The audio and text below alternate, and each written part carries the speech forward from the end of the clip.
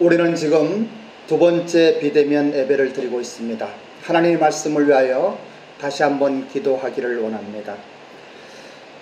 우리 주님, 우리에게 생명이 떡이 되셔서 이 땅에 오셨습니다. 그리고 그 떡을 먹고 영원한 생명을 얻은 우리들에게 생명이 떡이 되라고 말씀하십니다. 오늘의 말씀 축복하여 주셔서 이 코로나의 어려운 시대에 살아가고 있는 우리들이 이 생명의 떡으로 큰 힘 얻게 하옵소서. 감사를 드리며 예수님의 이름으로 기도드립니다. 사랑하며 존경하는 일본 비전교회 성도 여러분, 오늘은 우리가 두 번째 비대면으로 예배를 드리고 있습니다. 오늘의 설교는 요한복음 6장 22절에서부터 59절까지의 너무나 긴 생명의 떡이라고 하는 이러한 테마의 말씀 사이에 있는 26절부터 35절의 말씀을 본문으로 하여 생명의 떡이 되십시오, 생명의 떡이 되십시오라고 하는 제목으로 살아계신 하나님의 말씀을 대언하겠습니다. 본문의 말씀을 먼저 봉독해 드립니다. 28절, 그들이 묻되 우리가 어떻게 하여야 하나님의 일을 하오리까? 예수께서 대답하여 이르시되 하나님께서 보내신 이를 믿는 것이 하나님의 일이니라 하시니, 그들이 묻되 그러면 우리가 보고 당신을 믿도록 해야 하는 표적이 무엇이니까? 하시는 일이 무엇이니까? 31절, 기록된 바 하늘에서 그들에게 떡을 주어 먹게 하였다 함과 같이 우리 조상들은 광야에서 만나를 먹었나이다. 예수께서 이르시되 내가 진실로 진실로 너희에게 이르노니 모세가 너희에게 하늘로부터 떡을 준 것이 아니라 내 아버지께서 너희에게 하늘로부터 참떡을 주시나니 하나님의 떡은 하늘에서 내려 세상에 생명을 주는 것이니라. 그들이 이르되 주여 이 떡을 항상 우리에게 주소서. 예수께서 이르시되 나는 생명의 떡이니 내게 오는 자는 결코 줄이지 아니할 터이요 나를 믿는 자는 영원히 목마르지 아니하니라. 이렇게 말씀하십니다. 저는 한국에 들어오기 전 일본 오사카에서부터 요한복음 1장 1절의 말씀을 가지고 계속 하나님의 말씀을 전하고 있습니다. 오늘은 그 가운데 아주 중요한 우리 주님께서 이 땅에 오신 목적에 대한 분명하고 명확한 말씀을 전하시고 있는 것을 대언합니다. 요한복음 6장은 오병이어의 기적으로부터 시작되어 계속되는 내용입니다. 배고파 지친 자들이 오병이어의 기적으로 실컷 먹고 난 후에 예수님을 왕으로 초대하려는 뜻을 가지고 가버나움까지 왔습니다. 여러분, 벳세다에서 가버나움은 이 바다를 이렇게 건널 수도 있고 육지로 이렇게 넘어갈 수도 있지만은 예수님은 배를 타고 제자들과 함께 이 가버나움에 오셨습니다. 그런데 그들은 이 예수님을 찾아서 벳세다에서 가버나움까지 온 것이에요. 찾아온 무리들을 향하여 예수님께서는 요한복음 6장 26절로 27절에서 이렇게 말씀하십니다. 내가 진실로 진실로 너희에게 이르노니 너희가 나를 찾는 것은 표적을 본 까닭이 아니요 먹고 배부른 까닭이로다. 썩을 양식을 위하여 일하지 말고 영생하도록 있는 양식을 위하여 하라. 이 양식은 인자가 너희에게 주리니 인자는 하나님 아버지께서 인치신 자니라. 이렇게 말씀하십니다. 이렇게 말씀하셨더니 그 무리들의 반응이 어떻습니까? 그것이 본문에 나오는 28절의 말씀입니다. 그들이 묻되 우리가 어떻게 하여야 하나님의 일을 하오리까? 라고 대답을 하고 있는 것이에요. 하나님께서는 그들에게 영원한 생명을 주시기 위하여 영적인 이야기를 하는데 그들은 무엇을 해야 이 떡을 먹을 수 있겠느냐고, 어떻게 하여야 하나님 일을 하겠느냐고 질문을 합니다. 예수님께서 대답하십니다. 하나님께서 보내신 일을 믿는 것이 하나님의 일이니라. 29절의 말씀입니다. 예수님은 그들이 무엇을 하는 것이 아니라 하나님께서 보내신 곧 예수님을 믿는 것이 하나님의 일이라고 말씀하십니다. 무리들은 오병이어의 기적을 보고도 표적을 구하며 광야의 만나와 같은 표적을 모세가 했던 것 같이 당신도 할 수 있을 것이며 그렇게 하신다면 우리가 예수님을 믿겠습니다 라고 하는 것이에요. 무리들의 이 끈질긴 요구는 예수님을 위대한 조상인 모세와 대견하며 비유하면서 그리고 자기들이 필요한 이 세상에 먹는 양식을 계속해서 공급해 주기를 원하고 그리고 바라고 있는 것입니다. 예수님은 죄인들 편에서 요구하는 이러한 물질적인 질문에 대하여 일일이 대꾸하지 아니하시고 영적인 문제에 초점을 맞춰서 두 가지 사실을 확실하게 말씀하십니다. 우리는 이러한 말씀을 참으로 영안이 열리고 우리 심령이 열려서 들어야만 됩니다. 그것이 가장 소중한 가치이기 때문입니다. 그것이 마지막 절에 말씀하시는 예수님께서 내게 오는 자는 결코 줄이지 아니할 터이요 나를 믿는 자는 영원히 목마르지 아니하리라고 하는 말씀이 임하기 때문입니다.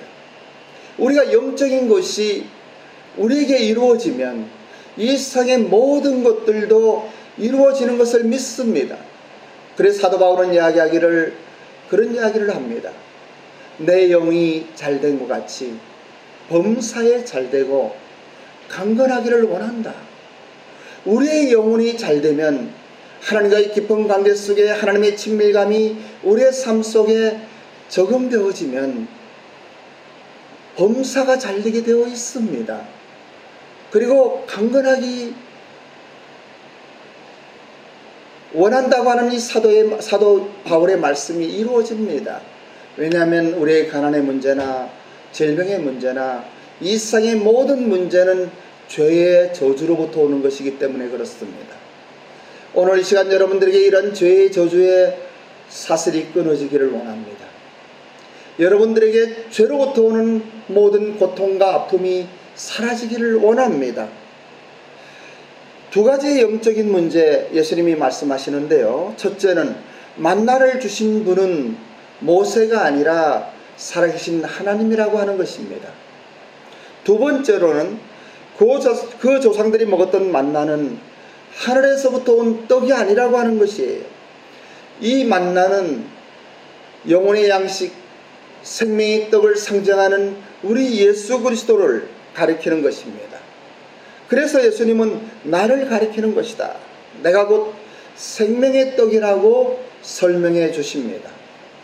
47절로 48절의 말씀에서도 예수님께서 이렇게 말씀하십니다. 진실로 진실로 너희에게 이르노니 믿는 자는 영생을 가졌나니 내가 곧 생명의 떡이니라. 우리는 사도 요한의 이 요한복음을 묵상할 때에 사도 요한이 전하려고 하는 내용을 잘 분별해야만 됩니다. 사도 요한은 초두에 1장 5절에서 이렇게 말씀하십니다. 빛이 어둠에 비치되 어둠이 깨닫지 못하더라. 그리고 10절에서도 세상은 그로 말미암아 지은 바 되었으니 세상이 그를 알지 못하였도다.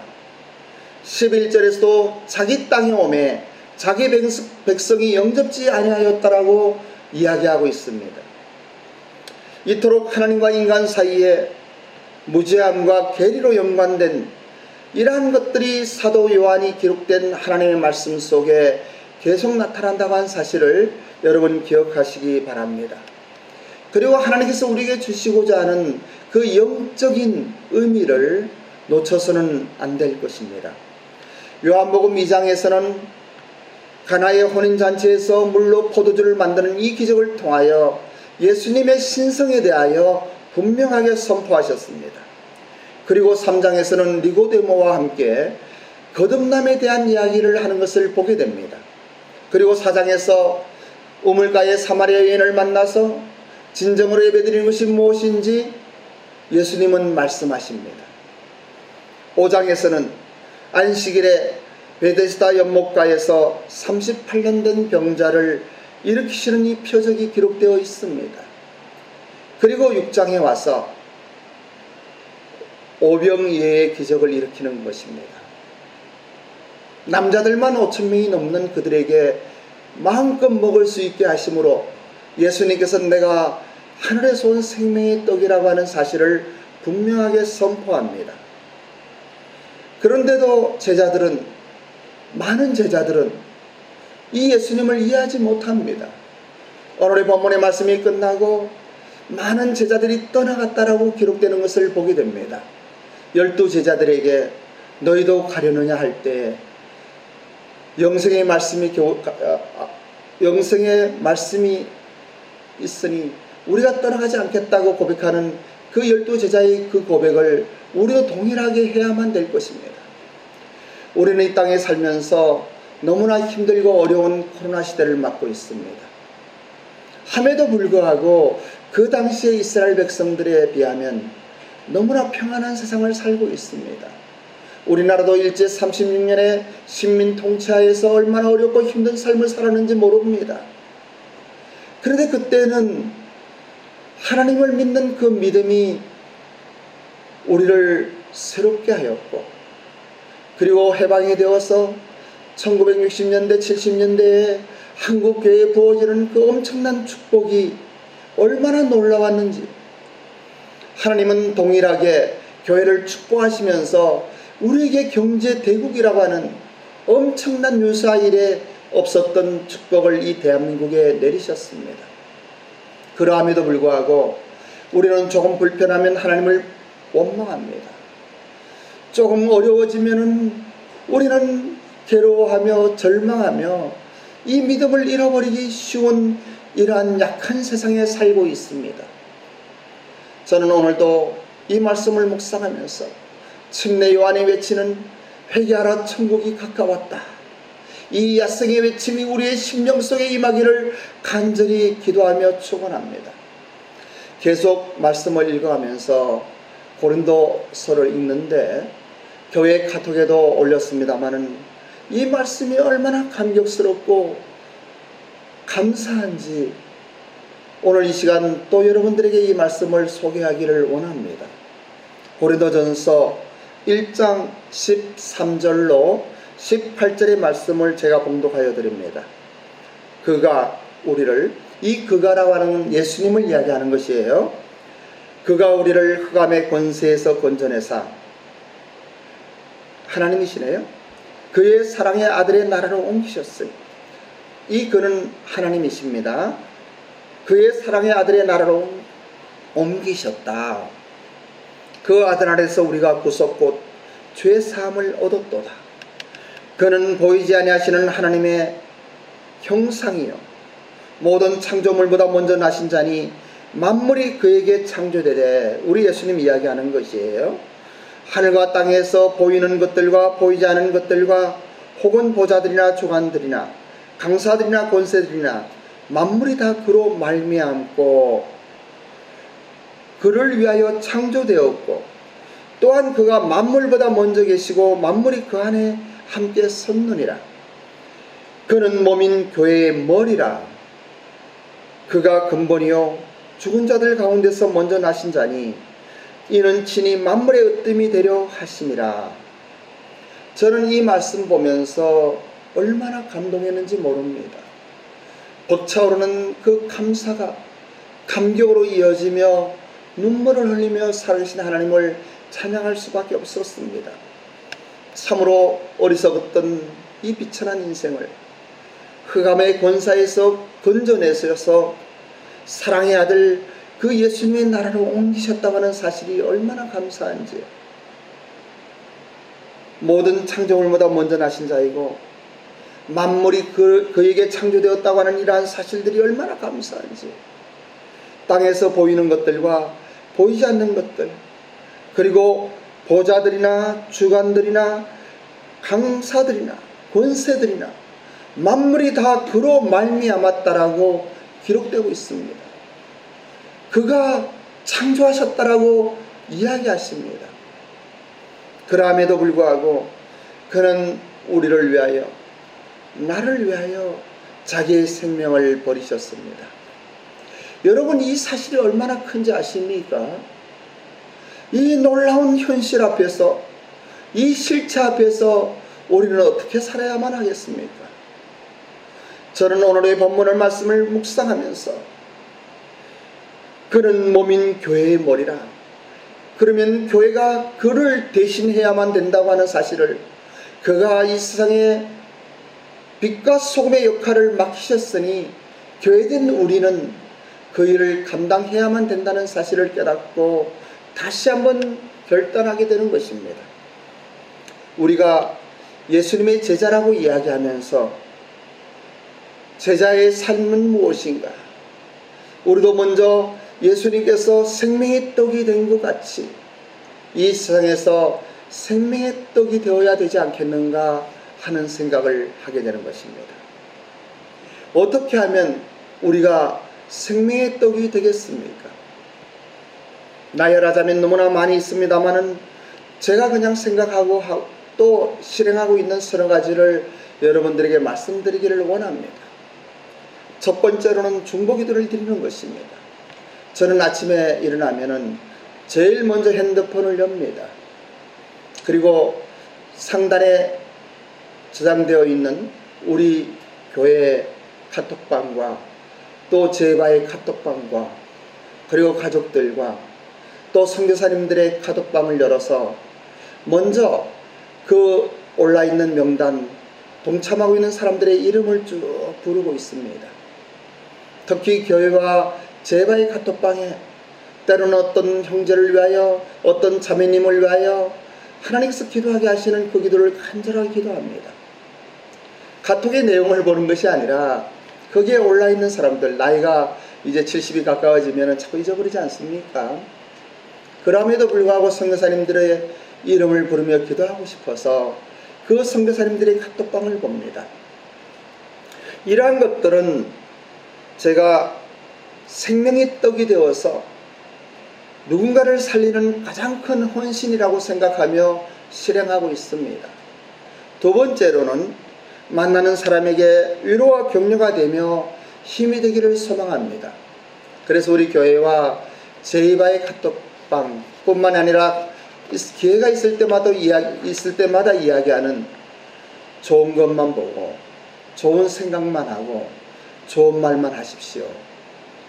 왜냐하면 이 좋은 말을 하는 것이 생명의 떡이라고 생각하기 때문입니다.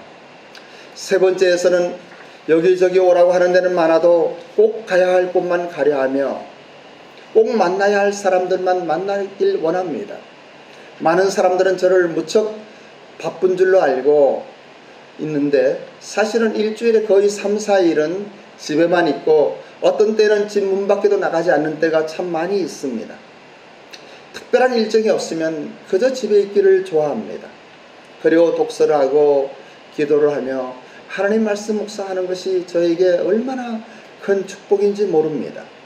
그런데 만나는 사람은 주님께서 허락하신 최상의 생명의 떡을 드려야 한다고 생각하면서 만나기 전에도 만난 후에도 간절하게 기도하고 있습니다. 네 번째는 가능하다면 영적인 것뿐만 아니라 경제적인 것에도 도움을 주고 싶습니다. 금과 은은 내게 없지만 내게 있는 나사렛 예수의 이름으로 축복하려고 합니다. 만왕의 왕이시며 만주의 주이신 나사렛 예수, 우리 주님의 이름으로 축복하며 응원하기를 원합니다. 알량한 지식이지만은 30여 년간 일본에서 기업을 경영하며 나름대로 사회생활을 했던 여러 가지 경험들을 이야기하고 또 좋은 사람을 소개시켜주고 좋은 기업을 연결시켜주기를 원합니다.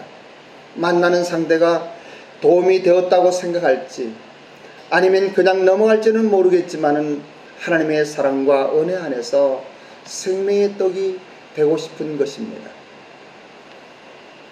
여러분들도 생명의 떡이 되십시오. 우리 주님께서 우리를 위하여 생명의 떡이 되셨습니다. 우리는 그리스도 안에서 한 몸 된 생명의 공동체입니다. 생명의 떡이 된다고 하는 것은 영적인 것이기 때문에 쉬운 것이 아닙니다.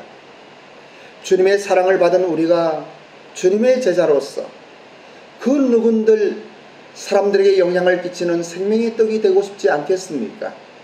그런데 왜 잘 되지 않을까요? 어떻게 하면 되겠습니까? 저는 그러한 것들을 한 가지로 말씀을 드립니다. 예수님을 묵상하며 예수님의 마음을 여러분의 심령에 담으십시오. 생명의 떡이 된다고 하는 것은 쉬운 일이 아닙니다. 우리 예수님의 큰 사랑을 가슴에 깊이 느낄 때 그것이 감사함으로 흘러나가는 것입니다. 생명이 된 떡이 된다고 하는 것은 말로 하는 것이 아닙니다. 그저 가볍게 격려하고 위로하는 것이 아닙니다. 그리고 예수님께서 그러하셨듯이 피를 흘리는 희생과 땀을 흘리는 수고와 마음을 쏟는 정성이 없이는 안 되는 것입니다. 사랑은 하나님의 형상을 닮은 존재로서 영적입니다. 사람은 어떠한 것을 말하지 않아도 그 사람에 대한 것을 느끼게 되어 있습니다. 우리가 생명의 떡이 되어서 정말 그 사람을 사랑하며 위로하고 격려하기를 원한다는 것을 상대방은 알게 되어 있습니다. 어떠한 사람을 말로서 잘못을 고칠 수 없는 것이에요. 어떤 사람을 가르친다고 되는 것이 아니에요. 어떤 사람을 훈계한다고 그 사람의 삶이 바뀌는 것이 아니에요. 모든 사람은 사랑의 대상입니다. 그저 사랑하고 중보하며 기도할 때에 만나면 그 사람을 위하여 이 생명의 떡을 나누어 줄 때 그 사람은 변하게 되어 있습니다. 그러기에 저는 생각해 봅니다. 누구에게나 이 생명의 떡을 나누어 줄 수는 없습니다. 누구나 우리의 이웃이 될 수가 없습니다. 그래서 오늘 하루를 시작하면서 하나님께서 나에게 만나게 하는 사람이 누구인지, 또 하나님께서 누구를 만나게 하시는지 그러한 것들을 잘 기도하면서 분별할 필요가 있습니다. 나의 십자가를 지고 주님의 은혜에 감사하며 감격이 넘칠 때에 이러한 조그마한 헌신이 흘러나가며 이것이 생명의 떡이 되어 그 사람을 살리게 되어 있습니다. 우리는 기도합니다. 주님의 보좌에서 흐르는 생명수 강물이, 이 생명의 강이 흐를 때에 그 좌우에 나무들이 많은 열매를 맺고 사계절 24가지의 열매를 맺는다라고 요한계시록에서는 기록하고 있습니다. 우리를 만나는 사람에게 이 생명의 떡이 되어서 생명수 강물이 되어서 그 사람들을 살리고 그 사람들을 회복시키며 일으키는 이러한 것들이 교회의 본분이며 또 교회가 해야 할 일이라고 생각이 됩니다. 주님께서 특별한 은혜를 부어주셔서 거듭나고 영원한 생명을 얻는 것은 이러한 생명의 떡이 나누어질 때, 생명이 이어질 때 이루어지는 것들입니다. 생명이 생명을 낳습니다.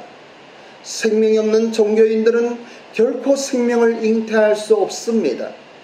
그것이 기독교라 할지라도 생명이 있는 하나님의 사람들은 이러한 생명을 낳아야만 합니다. 이것이 생명의 떡의 원리입니다. 여러분들 통하여 예수님께 돌아온 사람들이 누구입니까? 여러분들을 통하여 이 생명의 떡을 먹은 사람이 누구입니까? 여러분들을 통하여 영원한 생명을 얻고 거듭나 교회에 한몸된 분들이 누구입니까?